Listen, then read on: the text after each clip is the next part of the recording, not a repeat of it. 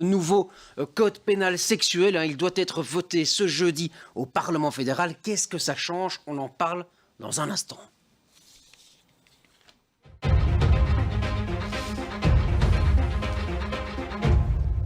Nous sommes le mercredi 16 mars et vous êtes toujours dans les visiteurs du soir. Et jeudi 17 mars, demain, la Chambre doit adopter le projet de réforme du code pénal sexuel. Il a été voulu par l'actuel ministre de la Justice, Vincent Van Quickenborne. Il a déjà été approuvé en commission parlementaire après quelques amendements. Mais quelles en sont les principales mesures? Olivier Boulingue va nous décrypter tout ça. Principale mesure, Martin, le consentement et la majorité sexuelle. Sur le consentement, le nouveau texte dit que profiter qu'une personne soit endormie, silencieuse, inconsciente ou sous l'effet de l'alcool ou de la drogue pour avoir un rapport peut être considéré comme un viol. La réforme prévoit aussi que l'on peut retirer son consentement à tout moment, avant ou pendant l'acte sexuel. La Belgique maintient aussi la majorité sexuelle à 16 ans. Cela signifie qu'à partir de cet âge-là, un mineur peut entretenir une relation sexuelle avec un adulte sans que cela ne soit punissable. Un jeune de 14 ans peut aussi entretenir une relation sexuelle avec une personne plus âgée que lui, mais le partenaire ne peut avoir pas plus de 3 ans de plus que lui, au lieu de 5 auparavant. Merci Olivier. Alors avec nous pour pousser un peu plus loin la réflexion ce soir, Claire Hugon, bonsoir à vous. Bonsoir. Vous êtes députée écologiste et vous êtes membre de cette commission justice du Parlement fédéral qui justement a planché sur ce texte du ministre de la Justice. Vous êtes membre de la majorité, hein, vous êtes vous êtes membre de cette coalition fédérale. Pourquoi est-ce qu'il fallait un nouveau code pénal sexuel? Alors si vous deviez nous le résumer ce soir, Claire Hugon. En réalité, il faut un nouveau code pénal dans son ensemble. Mais donc ici, c'est quelque part un chapitre avancé de la réforme du reste du code pénal qui doit être revu dans son ensemble. Le code pénal, il a 155 ans. Il date de 1867. Donc vous vous doutez qu'en 155 ans, il y a quand même pas mal de choses qui ont évolué. Et avec les mouvements de libération de la parole des victimes, de davantage d'écoute et de prise en considération de la façon dont les victimes sont affectés par ces agressions, il a été considéré par le gouvernement, et nous l'avons suivi en cela, qu'il était important de d'abord s'attaquer au chapitre sur les infractions sexuelles avant de revoir le reste du code pénal. Ouais. Alors Olivier Boulin en parlait il y a un instant, il y a plusieurs chapitres évidemment dans ce nouveau code, et notamment cette notion du consentement. Oui. Qu'est-ce qu'on peut en dire, Claire Hugon? En effet, le consentement ici est introduit nommément dans le code pénal, ce qui n'était pas le cas actuellement. Alors ça ne veut bien sûr pas dire qu'il n'était pas pris en compte dans les affaires, mais ça n'apparaissait pas comme tel. Donc ici, on inscrit le prérequis du consentement sans lequel, en fait, on va être en présence d'une agression sexuelle, d'une infraction à caractère sexuel. C'est très large. On précise effectivement que ça doit être donné librement. Il y a toute une série de conditions qui sont détaillées dans lesquelles, justement, cette condition d'un consentement libre n'est pas possible. On parlait du fait que la victime soit, par exemple, endormie, inconsciente, sous l'influence de drogue, d'alcool. On va y revenir un peu plus tard, l'influence de drogue, oui. Ce qui est important aussi, c'est que la personne peut retirer son consentement, ai-je lu, à tout moment, c'est ça? Absolument. Il ne s'agit pas parce qu'on a dit oui à un moment ou exprimé d'une façon ou d'une autre oui à un moment, que ça vaut pour d'autres actes ou pour un temps. On est bien entendu en droit de déterminer à chaque instant si on souhaite ou pas poursuivre les choses. Ce qui est important aussi, je pense, c'est que l'absence de réaction ne veut pas dire consentement. Et donc ça, c'est très important parce qu'il y a un phénomène qui est maintenant assez bien répertorié, qui s'appelle l'état de sidération, dans lequel les victimes vont soit être incapables, même physiquement, de se débattre. Et il peut aussi y avoir simplement une forme de calcul de la part de la victime qui se dit « je suis en train d'être agressée ». C'est plus dangereux peut-être de résister que de ne pas résister. Il ne pourrait pas être question qu'ensuite ça se retourne contre elle pour la suite. Est-ce que les histoires récentes de la drogue des violeurs et tout ça, ça joue beaucoup sur cette réflexion-là? Alors, ça fait partie de ce mouvement général de réflexion, et il était effectivement important de mentionner que si l'influence de drogue a en fait influencé le libre arbitre qui donc permet de donner le consentement, alors effectivement il faut exclure que le consentement a pu être donné. Sur la drogue, justement, je vous propose de retourner vers Olivier Boulingue. Olivier, pour la déclaration, vous nous entendez, la décla? Contacté à ce sujet Execo. Execo, c'est une association qui s'occupe de la santé des hommes gays. Elle s'intéresse aussi au phénomène du cum-sex, cette pratique qui consiste à prendre des stupéfiants lors de rapports sexuels. Alors j'ai pu parler avec le chargé de projet qui s'occupe des questions de consentement. Écoutez son avis sur cette loi. La position à nous, c'est déjà en fait quand une personne dort, qu'elle ait pris des produits ou pas, en fait, ce n'est pas un consentement, la personne n'est pas capable de signifier en fait si elle est d'accord ou pas. Mais par contre, avoir une sexualité sous consommation de drogue, ce n'est pas enfin, on ne considère pas qu'à partir du moment où en fait on a pris des produits, on n'est pas consentant. Mais par contre, en fait, on doit rester quand même vigilant, fixer ses limites avant peut-être, et rester, enfin, demander à plusieurs reprises si la personne est OK ou non. Notre position. Ouais, Luc Hénard, vous qui connaissez parfaitement les rouages de la justice, c'était indispensable, c'était nécessaire de revoir ce code pénal sexuel, notamment sur la notion de consentement. Non. Ah ben voilà, ça c'est cash. Ouais. Non, et le hasard de mon parcours professionnel a fait que j'ai siégé en matière de mœurs pendant 5 ans. Et on a connu quantité d'affaires. Et je crois que ce qui est en train de se passer au niveau législatif, vous avez dit que le code pénal est très ancien, mais il y a une grosse différence entre ce législateur ancien et l'actuel. C'est que ce législateur ancien avait le temps et a très très bien établi et de façon synthétique les difficultés. Aujourd'hui, notre législateur, qu'est-ce qu'il fait ? Et l'exemple de cette définition du consentement, ça c'est vraiment un législateur qui escalade l'Everest par la face nord. Hein, parce que consentir ou pas consentir, c'est pas quelque chose de très très compliqué. Et on a jugé pendant de nombreuses années des situations où le débat du consentement s'est posé. Alors, vous dormez... On vous précise que si vous dormez ou vous dites rien, eh bien vous consentez pas. Eh bien ça, je dirais que la palisse en aurait dit autant. Et donc, j'ai un peu le sentiment, pour en terminer, que c'est de la poudre aux yeux. On a complexifié les choses. On a rendu les choses très compliquées. Et toute une jurisprudence qui existe depuis très très longtemps, qui a défini toute une série de critères, eh bien ça va disparaître, puisqu'aujourd'hui, on met dans le débat judiciaire toute une série de nouvelles notions avec toute une série d'autres réflexions. Et un dernier mot, je crois que si véritablement on voulait aller vers une réforme digne de sens, eh bien il fallait reprendre ce que disait Françoise Tulkens, eh bien c'est de créer une présomption de non-consentement.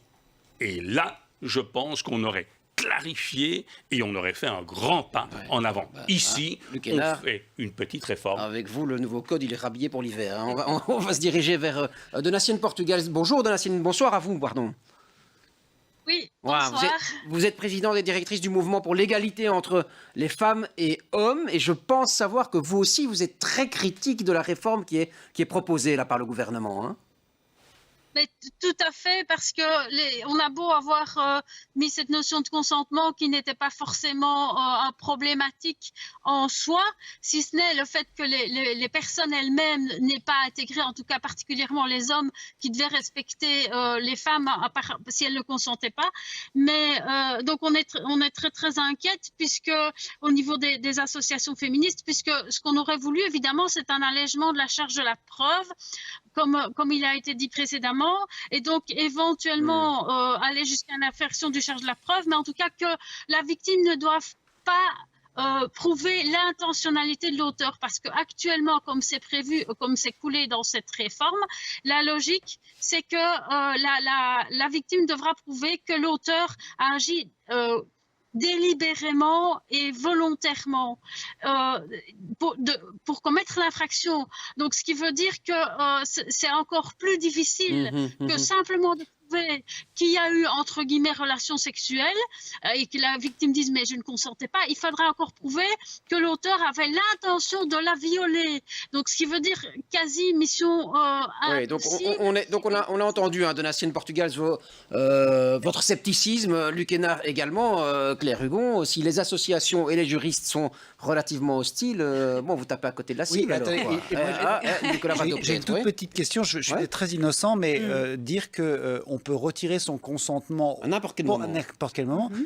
C'était pas déjà le cas avant. Enfin, je veux dire, mais bien sûr, en fait, ce qu'il faut comprendre, c'est qu'effectivement, il ne s'agit pas de faire une totale révolution par rapport à ce qui était déjà fait, mais je pense qu'il y a aussi un enjeu de modernisation du texte de loi afin qu'une personne outre les juristes qui connaissent toute la pratique, qui lit le code pénal, la loi est censée être accessible à tout le monde. Ici, on va pouvoir, en tant que victime par exemple, se rendre compte que oui, c'est légitime de vouloir porter plainte si on ne s'est pas débattu, si on avait pris de l'alcool ou subi l'infliction d'une drogue. Mais c'est le cas aujourd'hui.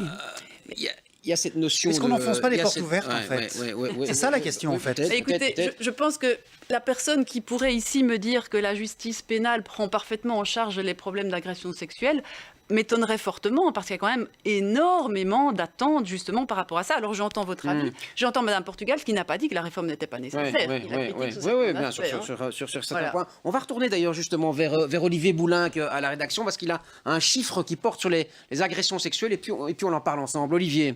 Et oui, un chiffre pour éclairer le débat, Martin. Le chiffre de ce soir, c'est 47%, car 47% des Belges, hommes et femmes confondus, ont été victimes de violences sexuelles dans leur vie. Ce sont les chiffres d'Amnesty International à ce sujet. Face au manque de statistiques émises par les institutions belges, eh bien, l'organisation a décidé de mener sa propre enquête et de publier ses résultats en mars 2020.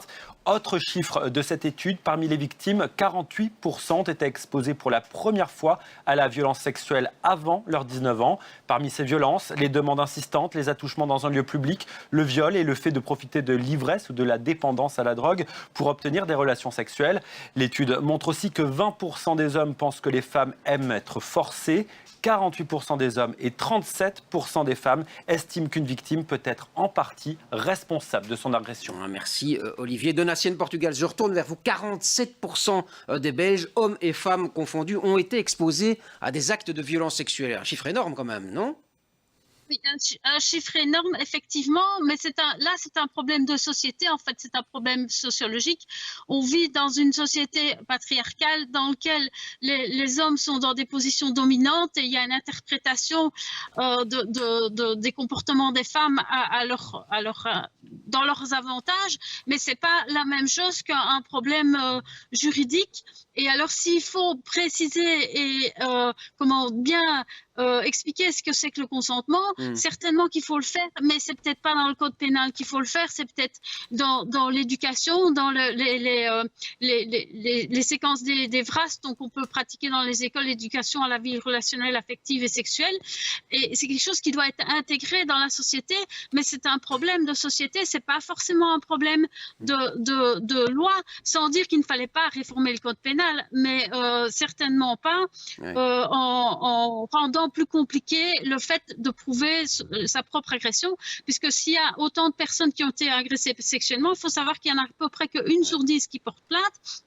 Et encore, dans celles qui portent plainte, il y en a à peu près qu'une sur 10 qui arrive à faire condamner son agresseur. Ouais. Donc, très difficile, évidemment, de se reconstruire dans des situations... Évidemment. Donc, on entend hein, Francis Van Hoestein, société patriarcale, et puis c'était peut-être pas via le code pénal qu'on devait évoluer ou faire évoluer les choses, mais plutôt via l'éducation, hein, nous dit Donatienne. Moi, je ne suis pas juriste, hein, donc et juste quand j'entends dire que 47% des hommes et des femmes ont déjà subi des violences sexuelles, je pense que dans les 47%, il y a 40% de femmes surtout. Donc, il me semble que globalement, ce sont quand même toujours, enfin, dans la toute grande majorité des femmes qui sont victimes de violences, oui, mais de sexuelles et pas des hommes. Et je pense qu'il faut le dire. Oui, c'est évidemment une question d'éducation. Ça me paraît tout à fait essentiel. Et alors que les jeunes sont souvent confrontés à des images de brutalité, je pense, sur les réseaux sociaux, qui peut-être les autorisent à certains actes. Mais il faut quand même dire qu'il y a des victimes qui sont quand même très souvent des femmes. Alors j'entends aussi que ce qui a été édicté par le législateur il y a 155 ans, effectivement, et on a vécu, je dirais, grâce à cela, mais moi je lis des témoignages, je veux dire, aujourd'hui, de femmes dont la parole n'est pas prise en compte. Donc je pense, on se moque d'elles dans les commissariats parce que souvent on leur dit, mais est-ce que votre jupe n'était pas trop courte? Est-ce que vous n'avez pas provoqué le violeur? J'entends ça tout le temps et j'ai une partie de ma famille, je veux dire, qui est parfois confrontée à cela. Donc de dire tout va bien, on ne change rien, Pas vrai non là plus, je ne c'est suis ça pas que vous dites. d'accord. Attendez, Luc Hénard, Oui, réagissez. mais- Non, moi je ne dis pas que tout va bien, je dis tout simplement que si on modifie la loi, il faut la modifier, mais dans un sens qui soit sérieux. Je trouve qu'ici, le libellé tel qu'il est aujourd'hui proposé ne répond pas au problème que vous venez de soulever. Alors, le comportement inadéquat des policiers à l'égard des femmes, la circonstance qu'elles ne sont pas correctement entendues, ce sont des phénomènes qui existent, mais simplement pour être bref, on parle aujourd'hui de 47%. Je l'ai dit tout à l'heure, j'ai été amené à juger pendant une longue période des affaires de mœurs, et vous avez un débat judiciaire. Je prétends que c'est un débat qui était sérieux, et ce n'est pas parce que l'on dit, parce que l'on prétend que pour ça, les faits ont été commis. Et c'est là l'importance du débat judiciaire. Et donc, il faut, je crois, dans une certaine mesure, non pas hurler avec ça. les loups, Ouais, il faut voir quelle est la situation concrète. Allez. Et je pense que, dans une large mesure, il y a une, une démarche judiciaire intelligente qui est faite par rapport à ça. Et je peux vous assurer que dans une salle d'audience, on ne fait jamais une réflexion à l'égard d'une femme qui a déposé plainte en disant « mais vous aviez une jupe un peu trop courte ». Merci Luc Hénard. Claire Hugon, il y a un autre point dans cette réforme que je voulais aborder avec vous avant d'avancer, c'était celui de l'âge de la majorité sexuelle, puisque là, on le laisse en Belgique à 16 ans, alors que dans les pays voisins, c'est 14, c'est 15 ans. Pourquoi est-ce qu'on a choisi de laisser cette majorité sexuelle à 16 ans en Belgique? Oui, je comprends la question, d'autant que le texte qui était proposé au départ par la commission d'experts qui a rédigé le texte de départ proposait d'en venir à 14 ans. Voilà, il faut constater qu'il n'y avait pas de majorité. Votre parti était pour, oui. Mon parti Les était écologistes, pour. oui. Voilà.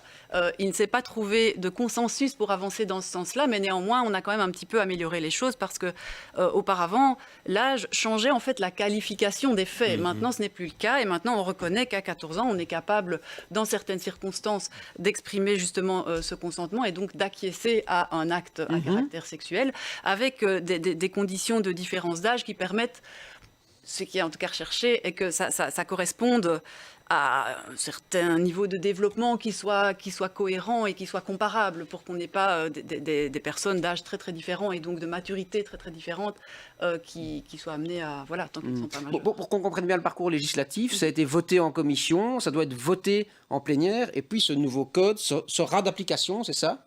Oui, Ouais. en réalité, donc c'est depuis septembre que la commission travaille Oui, là-dessus, parce oui. qu'on a fait des tas d'auditions, on a reçu beaucoup d'avis écrits aussi, on a beaucoup modifié le texte par rapport à ce qui était proposé par le gouvernement.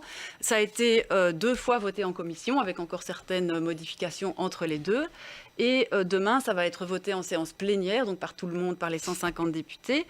Et ensuite, il y a quand même une petite période d'adaptation parce qu'effectivement, il y a certains changements qui ont des conséquences importantes. Il faut que tout le monde ait le temps de s'adapter. s'approprier les choses. Donc, il y a un délai de C'est intéressant parce que vous dites que beaucoup d'experts ont été consultés. Je retourne vers vous, Donatienne portugaise, parce que vous, ce que vous regrettez, c'est le manque de connexion avec le terrain, puisqu'il y a d'autres volets qui sont abordés, notamment concernant l'inceste, la prostitution également. Et là, on est déconnecté du terrain, dites-vous. Mais non, pas du tout. Oui, tout à fait, parce que c'est clair que les mouvements, enfin les associations féministes se sont rendus compte, parce que ça a commencé à sortir dans la presse il y a à peu près 1 an, mais simplement comme si c'était une réforme qui allait aider le milieu de la prostitution, et sans qu'il y ait de consultation. Donc on a commencé à, je dirais, analyser le texte, mais sans que ce ne soit vraiment public, et on a commencé à réclamer au niveau du gouvernement avant que ça ne passe au niveau du gouvernement en juillet, mais sans être entendu. Et puis alors, on nous a répondu oui, mais on va faire des auditions au Parlement par après. Mais c'est clair qu'un texte qui, avec l'exposé des motifs, fait 376 pages à peu près.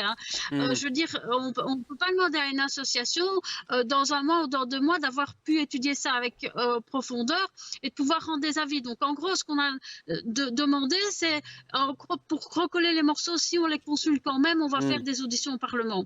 Ouais. Alors que c'est quelque chose qui aurait dû se construire avec les associations de terrain, pas seulement les associations. Merci Donatienne. On entend, Nicolas Vado, cette déconnexion apparemment du terrain que déplorent les associations féministes. C'est dommage finalement. Oui, c'est dommage, mais moi j'aurais une autre question par rapport à la temporalité de la loi. De la loi, oui, pardon, Claire Hugon. Oui. Oui, la temporalité de la loi. Est-ce que vous pensez, que le mouvement MeToo est passé par là, de 1 Ouais. et de 2, moi, de Bonne ce que question. j'entends aujourd'hui par rapport à l'époque où j'avais 20 ans, qui date quand même quelque peu, C'était hier, Nicolas. non, malheureusement, la question de la drogue, du viol, quand moi j'avais 20 ans, ou alors j'étais complètement sur une autre planète, mais elle n'était pas du tout aussi prégnante qu'elle est aujourd'hui. Est-ce que la situation de ce point de vue-là a empiré par rapport à il y a 20 ou 30 ans? En fait, c'est difficile de savoir si ça a empiré parce qu'il y a toujours beaucoup de situations qui ne sont pas rapportées. Ce qui est sûr, c'est que ça attire maintenant davantage l'attention. Et donc, Il y a des chiffres. Oui, mais des trucs comme il y avait au bar à XL, Oui, oui. moi j'étais jeune à cette époque-là, c'est pas des trucs que j'entendais. Oui. Ça ne veut pas dire que ça ne se passait Ça pas. se passait peut-être en pas, fait. mais Mais on a des chiffres. ça ou pas m'avait l'air d'être beaucoup moins répandu qu'aujourd'hui. Hein, Je me trompe? Est-ce qu'on l'a chiffré, ça? Mais donc, les chiffres représentent ce sur quoi on porte un intérêt à ce moment-là. À partir du moment où les personnes viennent davantage porter plainte ou en parlent davantage, on a peut-être l'impression qu'il y en a plus.